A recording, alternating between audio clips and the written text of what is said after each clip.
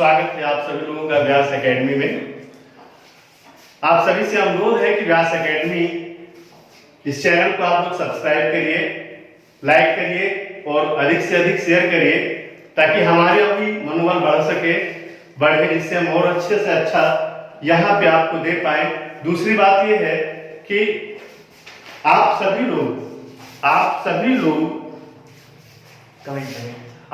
लोग इसमें किसी भी जो भी आपको कमी लग रही हो वो आप कमेंट कर सकते हैं, जो आपको अच्छाई लग रही हो वो कमेंट कर सकते हैं। ये आप ही लोगों के लिए बनाया गया चैनल है ताकि इससे आप लोग लाभ उठा सकें। तो ये अनुरोध है आप लोगों से, एक आग्रह है कि इसको अधिक से अधिक सभी लोग इसको सब्सक्राइब करिए और शेयर करिए, लाइक करिए, ठीक है, और कमेंट करिएगा। तो आज का टॉपिक जो हमारा चल रहा था, आज तीसरी क्लास है, बाल विकास के आधार।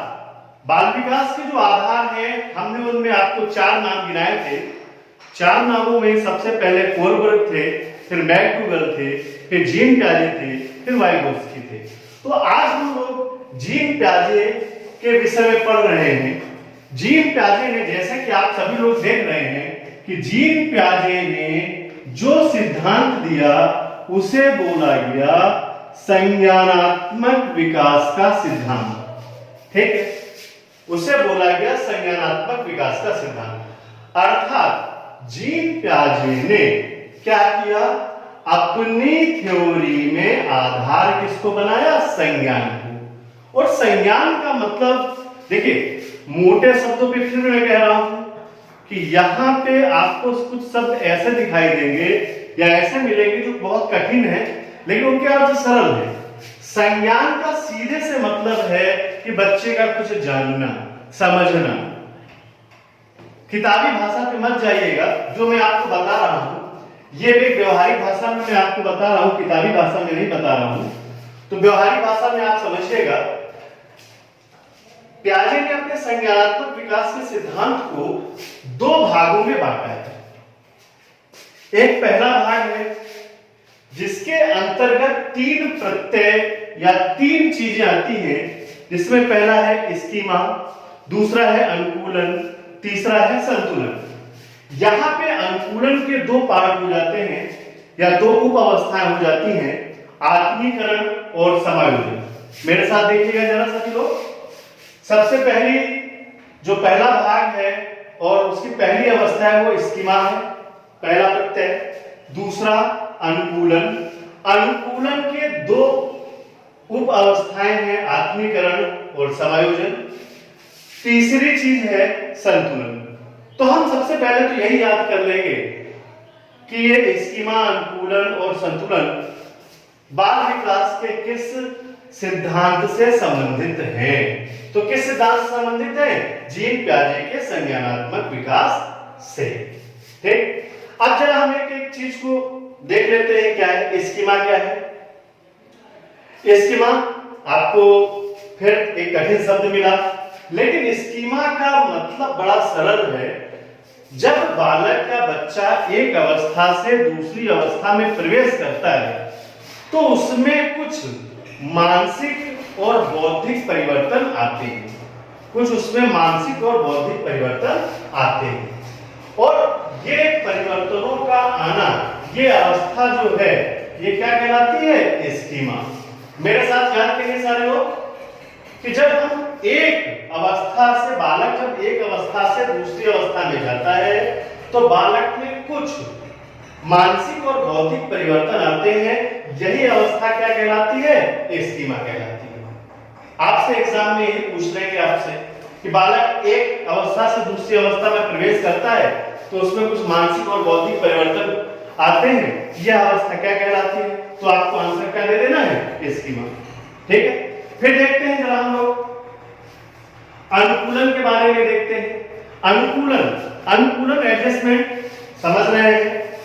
बालक अब स्वयं को समाज के साथ ढालना प्रारंभ कर, अनुकूलन की अवस्था में स्वयं को समाज के साथ ढालना प्रारंभ कर देता है। यहां पर इसकी 2 उप अवस्थाएं हैं, एक है आत्मीकरण और दूसरी है समायोजन। आत्मीकरण को समझने का प्रयास करिएगा दोनों मिलते जुलते हैं, थोड़ा सा अंतर है, इसलिए इसको ध्यान से पढ़िएगा। आत्मीकरण पुराने ज्ञान के आधार पर नया ज्ञान सीखना क्या है? आत्मीकरण। फिर से देखिएगा, पुराने ज्ञान के आधार पे नया ज्ञान सीखना वो क्या है? आत्मीकरण है। इसके वजह से कुछ उदाहरण भी है, जैसे कोई भी बालक या बच्चा जब थोड़ा सा बड़ा होता है तो साइकिल के बाद उसकी इच्छा होती है वो क्या चलाए? मोटरसाइकिल। तो मोटरसाइकिल का जो कॉन्सेप्ट है, अवधारणा है कि ये कैसे चलेगी तो भैया के साइकिल के ही आधार पे केवल इसमें मोटर ही तो लगी है, आपको पेडल नहीं मारने, बाकी आधार तो वही है ना। तो बच्चा साइकिल चलाने के अपने पुराने ज्ञान के आधार पर मोटरसाइकिल चलाना सीख लेता है।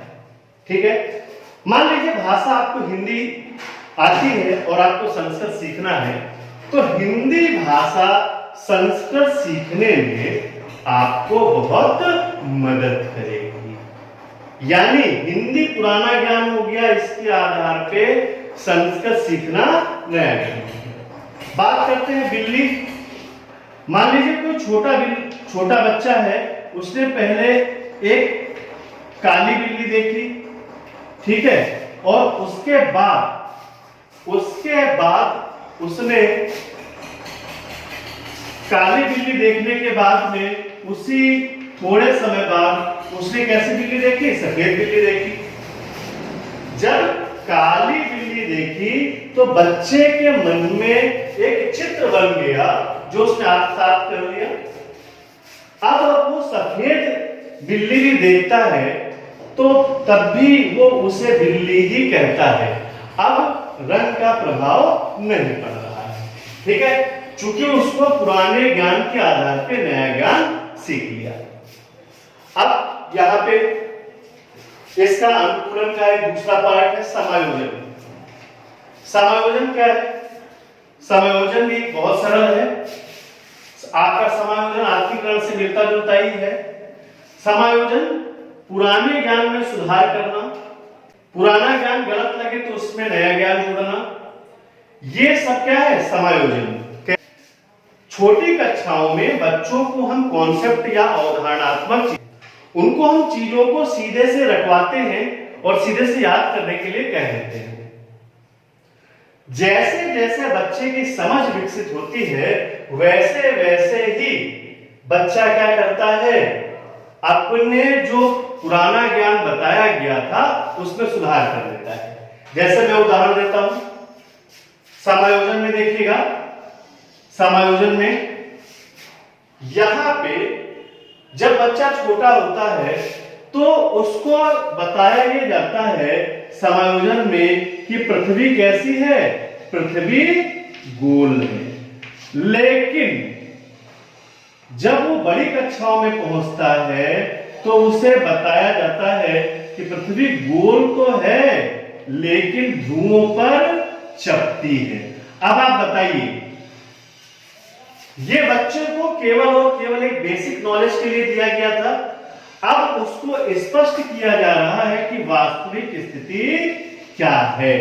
तो यहां पे आप खुद ही देख लीजिए, पुराने ज्ञान में सुधार, पुराना ज्ञान गलत लगे तो नया ज्ञान जोड़ना, तो ये सब क्या है? ये समायोजन के अंतर्गत आता है। फिर मैं आपको बताता हूं, यदि बालक, जैसे बालक ने बिल्ली देखी, एक बिल्ली देखी काले रंग की, और फिर वो काले रंग का कुत्ता देखता है। अगर बच्चा दोनों में अंतर कर ले जाता है तो किस अवस्था में है? समायोजन की अवस्था में है। क्लियर? उसने अपने पुराने ज्ञान में सुधार कर दिया। दूसरी बात, बिल्ली और कुत्ते में अंतर कर लेना, यह समायोजन की बहुत बड़ी विशेषता है। संतुलन बहुत छोटा सा है, इसको देखिए। संतुलन क्या है? जब बच्चा विभिन्न विषयों के ज्ञान को अलग अलग कर लेता है तो वह अवस्था कहलाती है, संतुलन की अवस्था कहलाती है। यानी अलग अलग विषयों का ज्ञान जैसे गणित, अंग्रेजी, हिंदी या जो अन्य विषय हैं, इन सब में अंतर स्पष्ट कर लेना, तब बालक संतुलन की अवस्था में पहुंच जाता है। ठीक है, ये हमारी ये सारी चीजें रही। तो आपको जीन पियाजे का सिद्धांत याद रखने के लिए, जीन पियाजे के विकास के सिद्धांत को याद रखने के लिए 3 टर्म याद रखने हैं: स्कीमा, अनुकूलन और संतुलन। स्कीमा क्या है? एक अवस्था से दूसरी अवस्था में प्रवेश करने पर हुआ मानसिक बौद्धिक परिवर्तन। ठीक। अनुकूलन के 2 पार्ट है: आत्मीकरण। आत्मीकरण का मतलब है पुराने ज्ञान के आधार पर नए ज्ञान को सीखना। ठीक है, ये क्या है? आत्मीकरण। समायोजन। समायोजन पुराने ज्ञान में सुधार, पुराना ज्ञान यदि गलत लगे तो उसमें नया ज्ञान जोड़ना, वो सब क्या है? अनुकूलन। संतुलन मैंने आपको बताया कि जब बालक अलग अलग विषयों में अंतर स्पष्ट कर लेता है तो वह संतुलन की अवस्था में होता है। क्लियर? इतना सब क्लियर हो गया? इतना सब क्लियर हो गया सारे लोगों को? अब हम पढ़ेंगे, पार्ट 2 पढ़ेंगे इसका। हम लोग जीन पियाजे के संज्ञानात्मक विकास का जो सिद्धांत है उसका पार्ट 2 पढ़ते हैं। इससे पहले हम लोगों ने भाग 1 पढ़ा है और भाग 1 में हम लोगों ने 3 संप्रत्यय पढ़े हैं: स्कीमा, अनुकूलन और संतुलन। इन तीनों को पढ़ने के बाद अब हम भाग 2 में आते हैं और भाग 2 में देखते हैं कि कौन कौन सी चीजें हैं। आपने पढ़ा होगा कि बाल विकास की अवस्थाओं में शैशवावस्था, ठीक है, एक क्रम से बाल्यावस्था और किशोरावस्था, ऐसे आपने अवस्थाएं पढ़ी होंगी, ऐसे आप लोगों ने अवस्थाएं पढ़ी होंगी। शैशवावस्था, बाल्यावस्था, इन अवस्थाओं को आप लोगों ने पढ़ा होगा। तो इसमें किया क्या गया है? बांट दिया गया है बच्चे का जो आयु वर्ग है उसको बांट दिया गया है कि इस आयु वर्ग का बच्चा शैशवावस्था में होगा, इस आयु वर्ग का बच्चा बाल्यावस्था में होगा और उससे आगे का बच्चा वो किशोरावस्था में होगा। वैसे ही यहाँ पर जीन पियाजे ने जन्म से लेके लगभग 18 वर्ष तक के बच्चों के लिए कुछ 4 भागों में बांटा है। 4 भागों में 4 अवस्थाओं में बांटा है, जिसमें से सबसे पहली है संवेदी पेशी अवस्था, दूसरी है संवेदी पेशी अवस्था को हम सेंसरी मोटर स्टेज भी बोलते हैं, और दूसरी अवस्था है पूर्व संक्रियात्मक अवस्था, जिसका जो समय है 0 से यानी जन्म, ये जो समय है वो 2 से 7 वर्ष तक है। इसे प्री ऑपरेशनल स्टेज भी बोलते हैं। मूर्त संक्रियात्मक अवस्था, इसको कॉन्क्रीट ऑपरेशनल स्टेज भी बोलते हैं। चौथी और अंतिम अवस्था है औपचारिक संक्रियात्मक अवस्था, फॉर्मल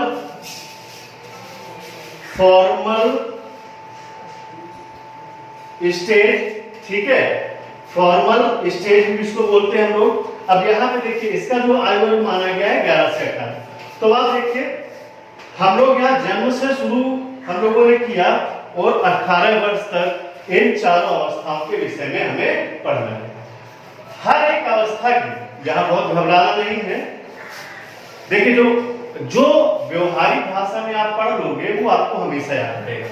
यहाँ घबराना नहीं है कि संवेदी पेशी अवस्था क्या है, कभी आपने शब्द ही नहीं सुने हैं, ऐसा कुछ नहीं है। शब्दों पे मत जाइए, केवल उनके अर्थ पे जाइए और उस अवस्था की विशेषता क्या है यही एग्जाम में आपसे पूछ लेते हैं। जैसे आते हैं पहली अवस्था में आते हैं, जैसे पहली अवस्था है संवेदी पेशी अवस्था। पहली अवस्था कौन सी है? संवेदी पेशी अवस्था, जो कि जन्म से 2 वर्ष तक होती है। इसमें एक शब्द जुड़ा है संवेदी पेशी अवस्था, यानी बच्चा जो कुछ भी सीखेगा वो अपनी इंद्रियों के द्वारा, ज्ञानेंद्रियों के द्वारा सीखेगा। आंख, नाक, कान, त्वचा, सूंघकर, स्पर्श करके, इन सब माध्यमों से बच्चा सीखता है। किस स्टेज में? संवेदी पेशीय अवस्था में। एग्जाम में यही प्रश्न बन जाता है। कि निम्न में से किस अवस्था में बच्चा अपनी ज्ञानेंद्रियों द्वारा सीखता है, तो आपका आंसर क्या होगा? संवेदी पेशीय अवस्था। फिर 20 माह का जब शिशु हो जाता है तो उसमें वस्तु स्थायित्व का गुण आ जाता है। वस्तु स्थायित्व आखिरकार क्या है? वस्तु स्थायित्व का मतलब यह है कि अगर बच्चे के सामने ही कोई चीज छिपा दी जाए, ठीक है, या कोई चीज उसको दिखाई जाए और छिपा दी जाए, तो बच्चा अब समझने लगता है कि वो वस्तु कहां रखी है।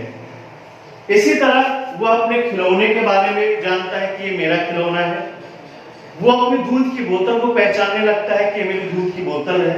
तो इसी को हम वस्तु स्थायित्व का गुण कहते हैं। मोस्ट इंपॉर्टेंट है, ये बहुत पूछा जाता है सीटेट में और टेट में भी, कि निम्न में से किस अवस्था में बालक में वस्तु स्थायित्व का गुण आता है। तो किस अवस्था में आता है? संवेदी पेशीय अवस्था में आता है। फिर तीसरी मुख्य विशेषता देखते हैं इस अवस्था की। जैसे ही बच्चा 2 वर्ष का होता है वो मातृभाषा के कुछ शब्दों को सीख लेता है।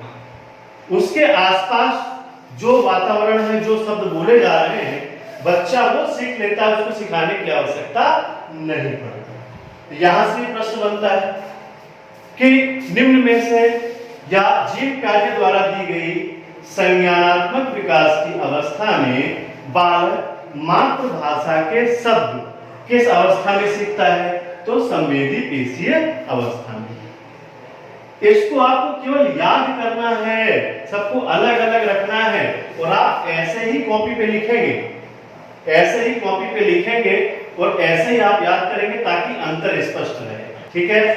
फिर हम जीव कार्य के भाग 2 के दूसरी अवस्था में, भाग 2 की दूसरी अवस्था में आते हैं, जिसको हम बोलते हैं पूर्व संक्रियात्मक अवस्था या प्री ऑपरेशनल स्टेज। देखिए यहां पे बच्चा सबसे पहली बात सजीव और निर्जीव में अंतर नहीं कर पाता है। इस चीज को हम कैसे डिस्क्राइब करेंगे? मान लीजिए कोई 2 वर्ष का बालक है या 3 वर्ष का बालक है और वो गिर जाता है, चलते चलते गिर जाता है, तो वो करता क्या है? जमीन को मारने लगता है। वो जमीन को मारने लगता है। उसको ये नहीं पता है कि सजीव क्या है। खिलौनों के प्रति उसका प्रेम जो होता है, खाने के साथ भी वो अपने खिलौनों के लेके बैठता है कि हम इसको भी खाना खिलाएंगे, तो उसको सजीव और निर्जीव में अंतर नहीं पता होता है। और किस स्टेज में? प्री ऑपरेशनल स्टेज या पूर्व संक्रियात्मक अवस्था में। ठीक। अब दूसरी बात,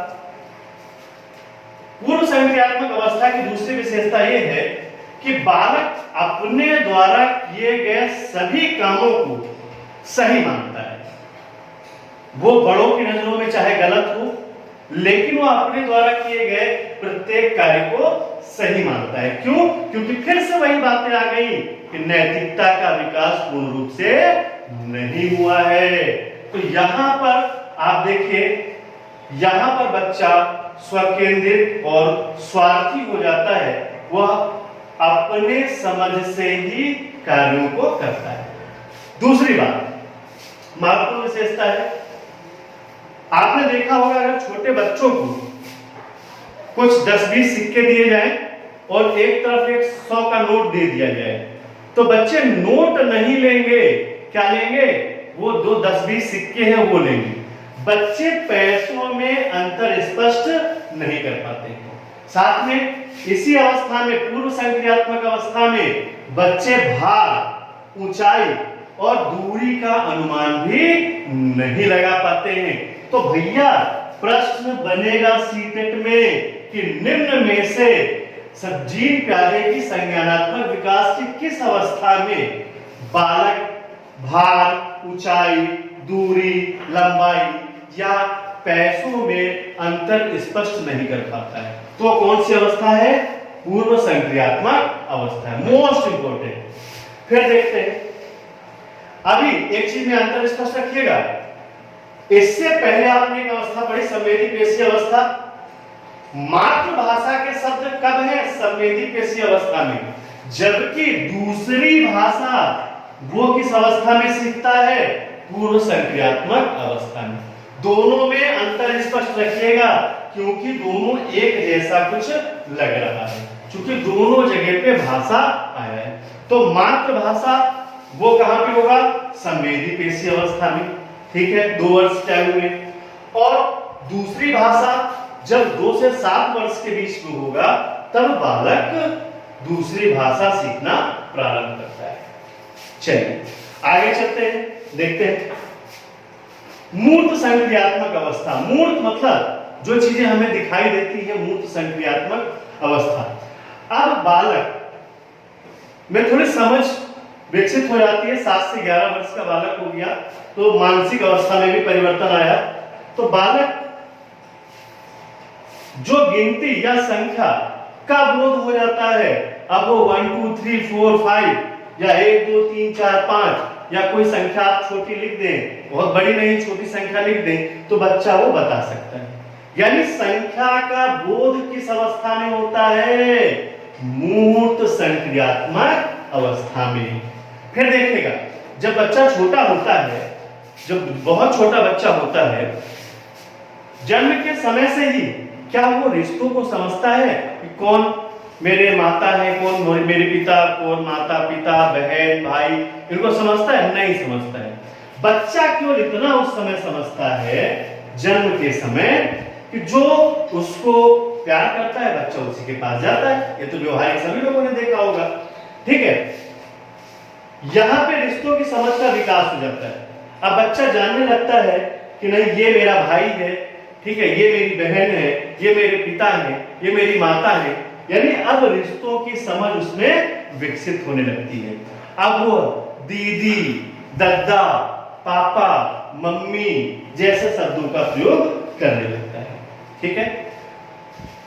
मोस्ट इंपॉर्टेंट, रिश्तों की समझ का विकास किस अवस्था में होता है? तो मूर्त संक्रियात्मक अवस्था में होता है। देखिए मूर्त संक्रियात्मक समझिएगा तो बहुत आसान। मूर्त मतलब जो दिखाई दे, संख्या दिखाई दे रही है, ठीक है, और बच्चा उसको पढ़ ले रहा है, ये आपको दिखाई दे रहा है, तो ये हो गया। रिश्तों की समझ जो अभी तक नहीं थी वो विकसित हो गई, तो मूर्त संक्रियात्मक अवस्था। अब वस्तु क्रम और वर्गीकरण, इसको समझिएगा। अगर एक झोले में आप घर पे सब्जी लेके आए और उस झोले में आलू भी हो, टमाटर, बैंगन, सारी सब्जियां हो। अब बच्चों को, उस छोटे बच्चे को जो जिसकी अवस्था 7 से 11 है, उसको झोला दे दीजिए और कहिए कि इसमें से एक जैसी सब्जियां अलग करें, तो वो अलग कर लेगा। या बच्चे को छोटे से बड़े के क्रम में कई गुटके मिला के आप दे दीजिए, लकड़ी के या किसी भी चीज के, या कुछ बॉल दे दीजिए छोटी बड़ी, तो बच्चा अब उन्हें क्रम से व्यवस्थित कर सकता है। इसके अलावा कौन सी सब्जी है, ठीक है, या कौन सा दूसरी कोई वस्तु है, इसका भी वर्गीकरण कर सकता है। यानी वस्तुओं को क्रमानुसार किस अवस्था में भी व्यवस्थित कर सकता है? मूर्त संक्रियात्मक अवस्था में। फिर इसके अलावा वस्तुओं का वर्गीकरण, यानी 4 अलग अलग प्रकार की वस्तुओं को अलग अलग कर लेना, ये किस अवस्था की विशेषता है? मूर्त संक्रियात्मक अवस्था की विशेषता है। इतना सब होते हुए बच्चे शाब्दिक समस्याओं को हल नहीं कर पाते हैं। मूर्त संक्रियात्मक अवस्था में बच्चे शाब्दिक समस्याओं को हल नहीं कर पाते हैं। हाँ, आप अपवाद को छोड़ दीजिए तो सामान्यतः शाब्दिक समस्याओं को हल नहीं कर पाते। शाब्दिक समस्याएं कोई सवाल हो सकता है, कोई निबंध हो सकता है, या कुछ और हो सकता है, उनको वो हल नहीं कर सकते, ठीक है, सामान्यतः नहीं हल कर पाता है। अब देखिएगा संज्ञानात्मक विकास की जो चौथी और अंतिम अवस्था है वो है औपचारिक संक्रियात्मक अवस्था। औपचारिक संक्रियात्मक अवस्था देखिए सब, अब यहाँ पे बच्चे का जो आयु वर्ग होता है वो 11 या 12 वर्ष से लगा के 18 या 19 वर्ष तक होता है। अगर 1-2 वर्ष आगे पीछे भी रहता है तो आप इसको मान लीजिएगा। इसमें अमूर्त चिंतन का विकास होता है। अमूर्त चिंतन मतलब जो वस्तु सामने है भी नहीं उसके बारे में चिंतन करना अमूर्त चिंतन कहलाता है। यानी बच्चे को अगर आप कुछ एक निबंध लिखने के लिए दीजिए तो बच्चा इस स्टेज में लिख लेगा। कुछ ऐसा आप उसको करने के लिए कहिए जो उसके सामने नहीं दिख रहा है। आप कह दीजिए कि आप अपने घर पे निबंध लिखिए या अपने मित्र पे निबंध लिखिए, ठीक है, तो ये बच्चा यहाँ पे कर लेता है। क्या सही है क्या गलत है? पहले की अवस्थाओं की अपेक्षा औपचारिक संक्रियात्मक अवस्था में बच्चा स्वयं के विवेक से निर्णय ले सकता है कि क्या सही है और क्या गलत है, ठीक है, भले ही आंशिक रूप से, लेकिन पहले की अपेक्षा ज्यादा। तो ये भी पूछ लिया जाता है आपसे। अब यहां पे छोटी छोटी जो समस्याएं बालक के सामने आती हैं तो बालक उन समस्याओं का समाधान स्वयं करने का प्रयास करता है। जैसे मान लीजिए स्कूल जाता है, स्कूल में उसका कोई पेन खो गया तो कोशिश करता है कि हाँ स्वयं से ही वो ढूंढ ले, या स्कूल में और कोई समस्या है तो चाहता है कि हम स्वयं के प्रयास से ही समस्या को हल कर ले, यदि कोई समस्या छोटी है तो। इतना क्लियर हुआ? एक बार मैं रिपीट कर दूं आप लोगों को, ध्यान रखिएगा।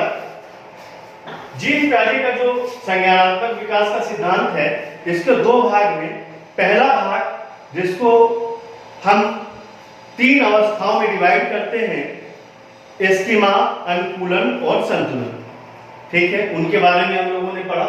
उसके बाद भाग 2 में 4 अवस्थाएं हैं।